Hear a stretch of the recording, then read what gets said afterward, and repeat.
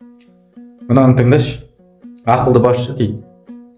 Таудан төмен аққан суларды өзіне жинап алатын өзен сияқты, өзін қарамағындағылардан төмен қою керек дейді. Сондай басшы көргенсіздер ме өмірлеріңізде? Бұрын болған шығар. Ары қарай өзіңді өзің зерте. Түркістанда қасиетті Қожа Ахмет Яссауидің кезенесінің қақпасында дүние уақыт, оны өзіңе бағындыра біл деп жазылған. Және егер кімде-кім өзін өзі таныса, ол адам өзінің Құдайын да таниды делінген. Сіз білесіз ба?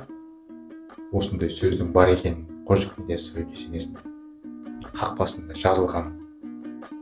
Барғанда көріп пе едіңіз? Әсте сіз барған болуыңыз мүмкін, бірақ бұған назар салмағансыз. Кітап оқитын болсаңыз, осындайларға назар аударасыз. Айтады, қазіргі заманда теледидар көретін адамды кітап оқитын адам басқарады дейді. Сотка көретін адамдарды. Сол үшін біраз ой өрісіңізді кеңейтіп, рухани байу үшін кітап оқып тұрған абзал.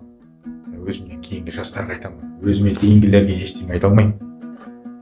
Өзімнен кейінгілерге кеңесім беремін. Енді мынаны да тыңдаңыз.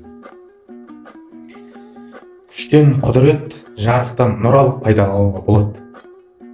Тек қана жарық пен күштің шыққан тегін түсініп алған жөн дейді Николай Рерих.